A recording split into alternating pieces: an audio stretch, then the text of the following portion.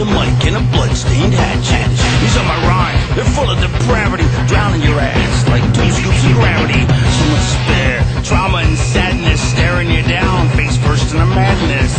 All my life was anger and pain, it emptied my brain, barely left me half sane. They said what a waste, they said what a shame, so it's time. My contact. Good day, welcome to the blog. See, if I put the screen like this, now I look tanner. This I look pale, and then if I go like that, I look pinkish. I don't know. I'm actually looking quite tan myself, if I do say so myself. I actually own a tanning bed, and yet I haven't tanned in a couple years because sheer laziness. That's pathetic. Actually, I was taking a medication that makes you burn when you lay in the sun, so I didn't want to tan. Although then I found out recently that all I have to do is tan for 4 minutes, and I get the equivalency of a 20-minute tan. So that works for me. Yes. Yes, I missed another week of blogging. I was out of town at Philadelphia Wizard World, the world of wizarding, where there was lots of wizards and sorcerers and magicians and mages and warlocks and witches and lions and tigers and bears. Oh my. Actually, there was none of the above, although there were assorted weirdos, malcontents, freaks, geeks, cosplayers, or however you pronounce it, lemon heads, banana heads, freak heads. In fact, there was a freak accident. 6 freaks in a van hit 9 freaks in a bus. Thank you, George Carlin. Yes, Wizard World was awesome. I always love going to those Comic Cons. That's what Wizard World is for those of the non-knowledgeableness who don't have any idea what I'm talking about. Let's see. Oh, I have some things I want to discuss today. I actually made a point of having something to discuss, and that is one of my all-time pet peeves in wrestling. This is actually a wrestling-related blog, and I'm going to discuss one of my all-time favorite pet peeves. All right. In wrestling, you ever see the dealio, where the wrestlers are the wrestlers are in a tag match, okay? They're in a tag match, and then the referee is distracted while the heels, that would be the bad guys, or as my dad used to call them, the baddies, would have the ref distracted, or somehow, and then one of them would run in and switch places with the other heel who's got the hold on the babyface wrestler, who would be the good guys. And so they would switch places, and then they would clap their hands, signifying so that the ref could hear the clap behind them, and that they made the tag. And that's pretty much what people do, except they're such idiots because they have no idea why they're doing it. Because, see, here's the thing. Wrestlers are like sheep. They do what everybody else does, but they never think of why they do anything or why they should do anything or anything like that. And don't get me wrong, I'm honored to be a part of the wrestling fraternity. But it's just one of my pet peeves that that in the majority of cases, nobody understands why they do anything. They just do it because they do it, because they like to do it, because they want to do it. Do it till you're satisfied, whatever, do it. Do it. Oh, a human being.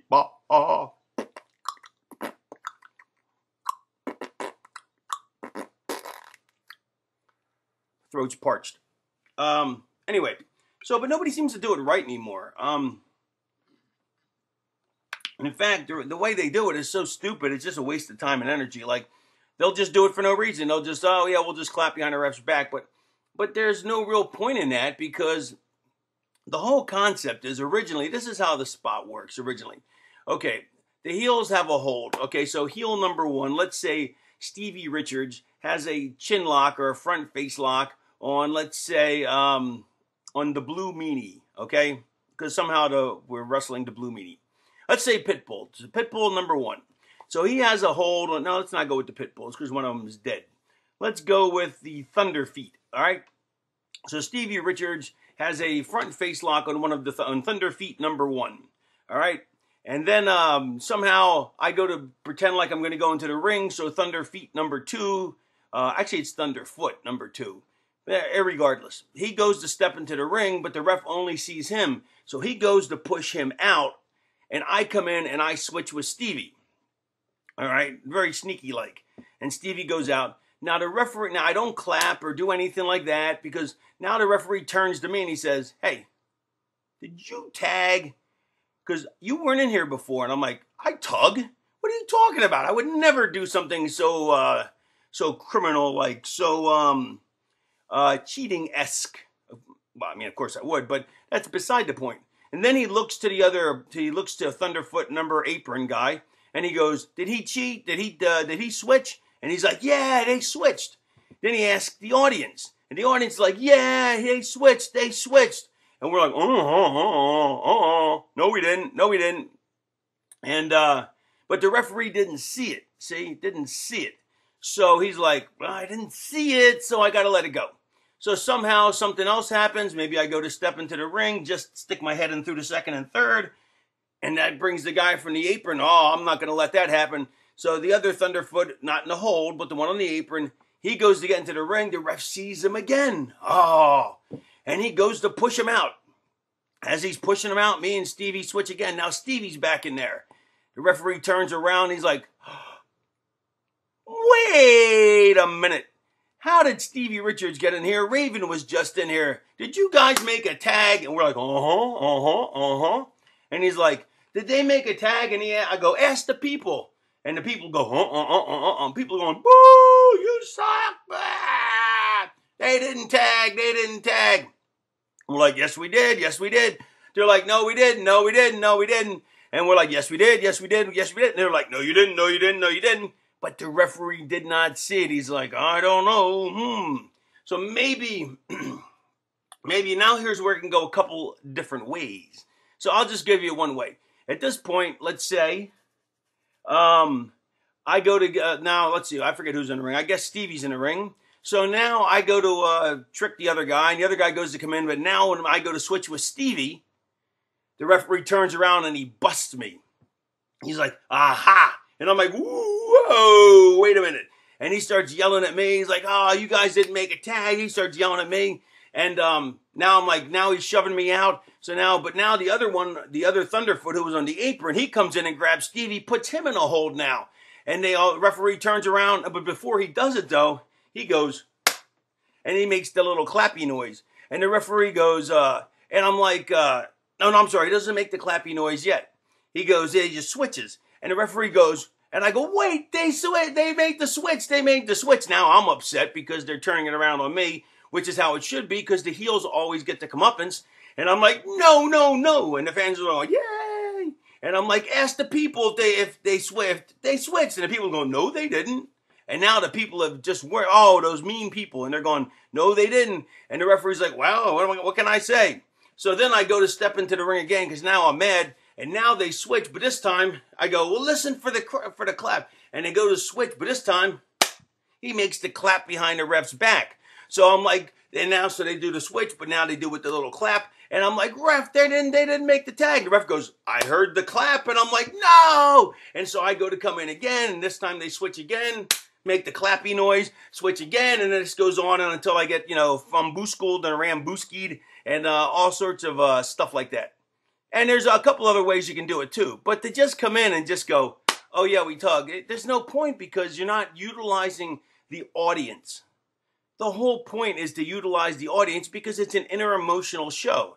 It's like, that's my problem with a lot of the high spot Katir matches with just cruiserweights, is they just go nonstop and they don't include the fans in the match.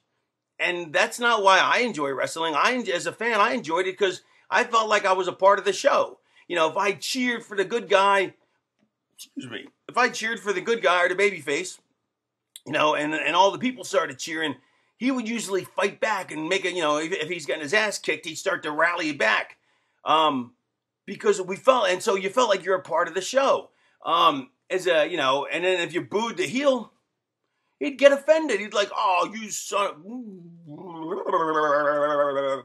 And he'd get all offended. He's like, "Shut up, you shut up." And he'd hold his hands over his ears.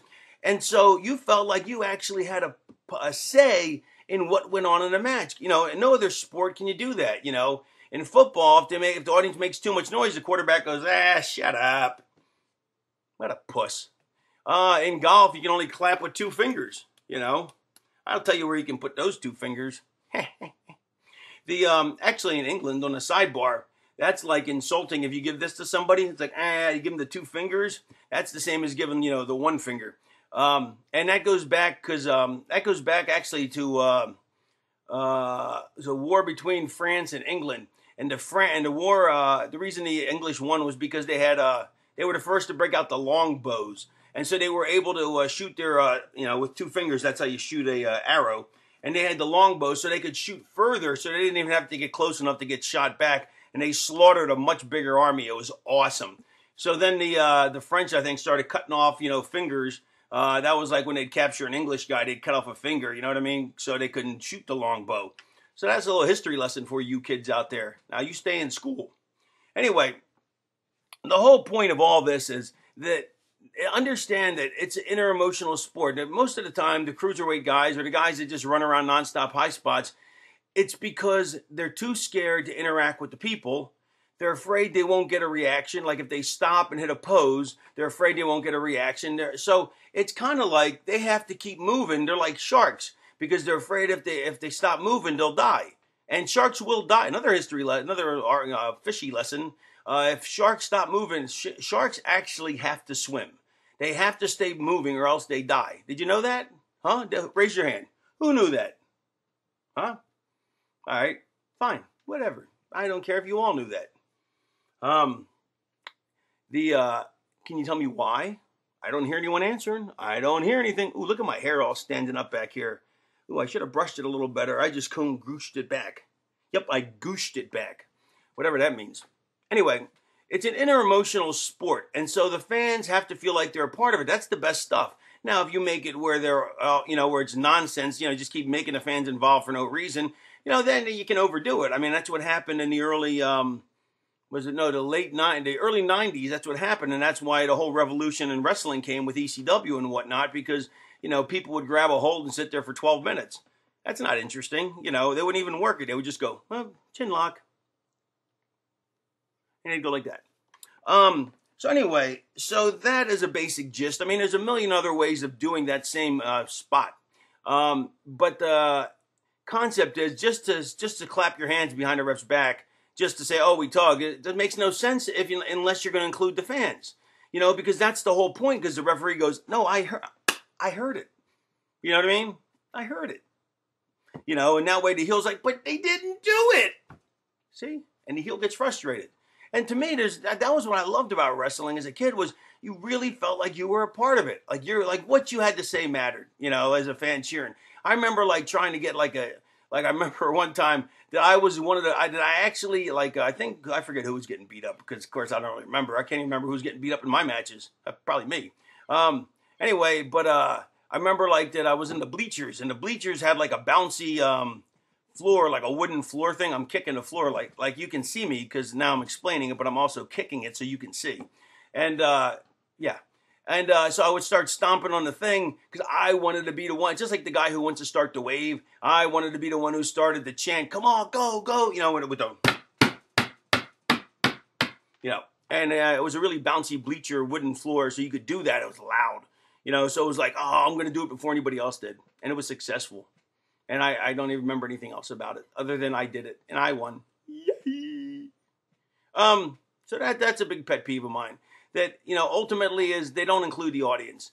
They just leave the audience out, or they don't think about why they're doing something, because, not everything applies in every situation. I used to go to, when I used to get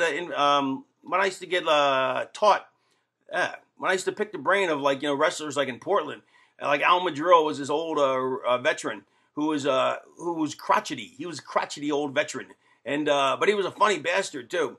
And I always, he would give me advice, and I'd go, well, okay, well, tell me, why is that accurate? Why should I do that? And he's like, don't tell me, kid, don't tell what? You don't think I know what I'm talking about? I'm like, no, I know you know what you're talking about, but if you don't tell me why, then how am I going to catch a fish? It's like, if you don't tell me how to fish, then I could go to the store and buy one. Wait, that's not how it works. But my point being, though, is if I don't understand why I'm doing something, then I'm just going to be doing it because you told me, and it's not going to apply in every situation. And so I'm just going to be, doing it, and when it's going to, and I'm going to come across a situation where it doesn't apply, and I'm going to look like a jackass. Or not a jackass, but I'm just going to look like everybody else, which is a jackass. So there. Let's see, that's 15 minutes and 3 seconds. That's enough for today. Hopefully everybody understood the points. If they didn't, then go stab yourself and put a fork in your eyes. Don't actually do that at home, though, because if you do, don't mention that you read my blogs or what. Read them. Yeah, because now they come subtitled, I guess. Dun, dun, dun, dun, dun, dun. All right.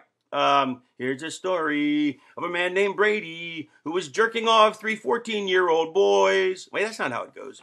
All right, thank you and good night.